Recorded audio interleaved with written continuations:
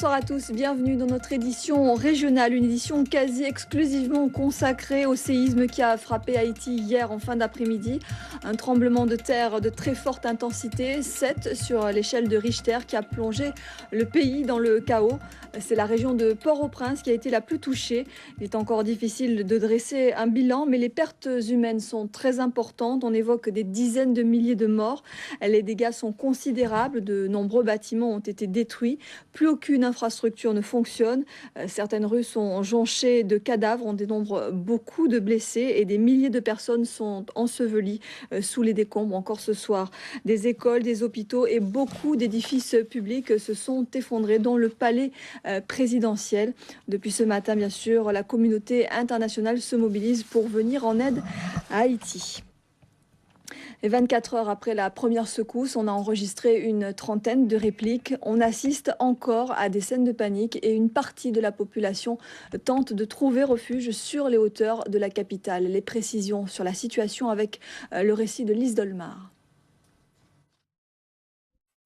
Les liaisons avec Haïti sont très difficiles ce soir encore pour beaucoup d'Haïtiens vivant à l'étranger. L'épreuve est extrêmement pénible. Beaucoup sont sans nouvelles de leur famille et de leurs proches. D'autres, plus chanceux, parviennent à établir le contact. C'est le cas de cette famille résidente à Pointe-à-Pitre que Sophie Vingada-Salon a rencontrée ce matin.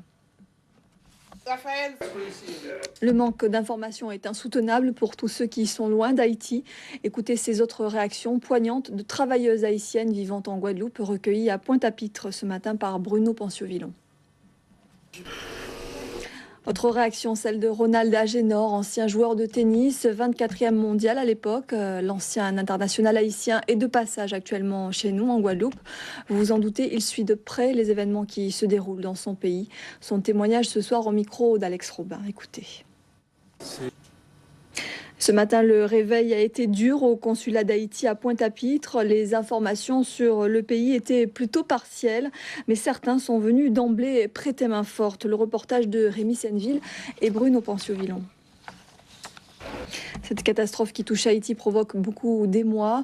Les Guadeloupéens sont particulièrement affectés, eux aussi. Ce soir, à la sortie du travail, les citoyens ont exprimé leur soutien au peuple haïtien. Écoutez ces quelques réactions recueillies par Rémi Senneville et Bruno Panciovillon.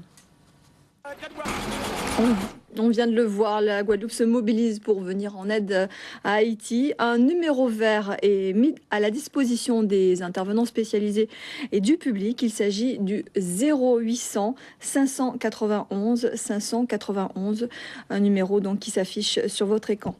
Et sans tarder, les autorités locales, les acteurs économiques et sociaux et les associations se sont réunis ce matin au Gosier en compagnie de représentants d'associations d'immigrés haïtiens.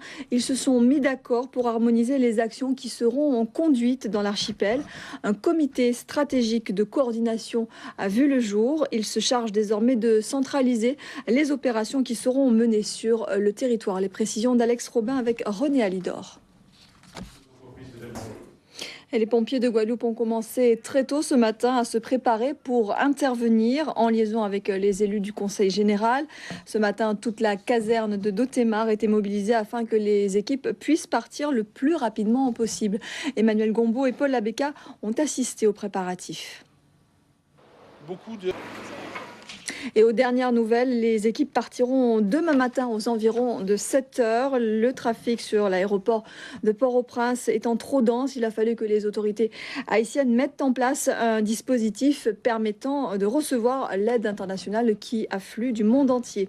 Enfin, j'ajoute que 3 avions militaires ont quitté Fort-de-France cet après-midi avec une cinquantaine de personnes et du matériel humanitaire à destination, là encore, de Port-au-Prince. L'association Tête Collée, une association de ressortissants haïtiens en Guadeloupe, se mobilise aussi pour venir en aide à ses compatriotes. Ce soir, elle tente d'évaluer les besoins et a donc réuni ses membres pour décider d'un plan d'aide d'urgence. Sophie Vingada-Salon, reportage. Le Coreca Contact et Recherche Caraïbes a dès ce matin exprimé son souhait de s'associer à toutes les initiatives visant à soutenir le peuple haïtien. Il rencontre en ce moment des associations haïtiennes de la place pour définir les actions à mettre en œuvre. Et le Coreca justement a interpellé les autorités ce matin sur le dossier des reconduites à la frontière des citoyens haïtiens en demandant un moratoire pour interrompre les expulsions. L'État répond ce soir. Le sous-préfet de Pointe-à-Pitre, Marcel Renouf, indique que sa position est claire. Écoutez-le. Et à noter que les autorités américaines ont également interrompu jusqu'à nouvel ordre les expulsions d'Haïtiens en situation illégale. Le Secours catholique mobilise toutes ses délégations aux Antilles et dans l'Hexagone. Objectif, récolter des dons pour venir en aide aux sinistrés. Au siège de Caritas France à Paris, une cellule d'urgence vient d'être mise en place. Le reportage de Jean-Michel Mazerolle et Pierre Cissé. Bien sûr, plusieurs pays ont déjà annoncé leur aide en faveur d'Haïti, la France, les États-Unis, le Canada, Cuba et bien d'autres que l'on ne peut citer, bien sûr. Deux pays de la Caraïbe, le Guyana et Trinité et Tobago, ont annoncé qu'ils allaient offrir 2 millions de dollars à Haïti. Puis la Banque mondiale va également débloquer 100 millions de dollars d'urgence. Un vol d'Air Caraïbes en provenance de Paris qui s'apprêtait à atterrir à Port-au-Prince hier au moment du séisme a été dérouté vers Pointe-à-Pitre. Ces passagers, pour la plupart des ressortissants haïtiens, sont logés dans 2 hôtels du Gosier en attendant que la situation s'améliore. Laura Séné et Daniel Quérin sont allés à leur rencontre. Reportage. Émotion. Et notez que le vol TX 224 d'Air Caraïbes qui devait partir demain, jeudi 14 janvier, à destination d'Haïti, est annulé en attendant l'ouverture officielle de l'aéroport au trafic commercial. Pour toute information complémentaire, la compagnie invite ses passagers à appeler sa centrale de réservation. Enfin, pour toute aide à apporter à Haïti, montrez-vous prudent. Il risque d'y avoir des arnaques aux dons, notamment sur Internet. Le FBI américain demande à tous de redoubler de vigilance. Voilà pour maintenant la situation en Haïti et les actions donc, qui se mettent en place. Bien sûr, nous allons suivre de près dans nos prochaines éditions l'évolution de la situation. D'ailleurs, juste après ce journal, nous vous proposons une édition spéciale consacrée au séisme en Haïti qui vous sera présentée par François-Joseph Housselin avec des invités à ses côtés. Dans le reste de l'actualité, le décès du footballeur Yannick Darmalingon, le milieu de terrain du Racing Club de Basse-Terre, est mort hier soir à l'âge de 26 ans. Il avait été victime d'une rupture d'anévrisme le 3 janvier dernier. Et Diego Lapcan nous retrace son parcours. L'entourage de Yannick Darmalingon a exprimé sa douleur suite à sa disparition. Écoutez ces réactions recueillies par Thierry Philippe, Robert Gaspard et Paul Labecca. Faisait partie. En bref, pour terminer, pour les passionnés de foot, c'est une bonne nouvelle. L'UFC, l'Union caribéenne de football, vient de désigner la Guadeloupe comme organisatrice de la phase finale de la Digicel Caribbean Championship. Ce sera en décembre 2010. Ce championnat est un peu l'équivalent du championnat de l'Europe des Nations pour la zone Caraïbe.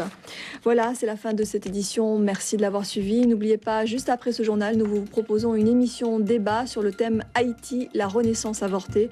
Comme vous le savez, le pays était en plein essor économique avec un lobbying actif et efficace autour de l'investissement. Le séisme vient de réduire à néant ses efforts et tous les espoirs. L'ensemble des collaborateurs de ce journal et la rédaction se joignent à moi pour adresser une pensée remplie d'espoir justement pour tout le peuple haïtien. L'info revient demain à 13h avec Éric Rayapin. Quant à moi, j'aurai le plaisir de vous retrouver dès 19h. Très belle soirée à tous. Merci.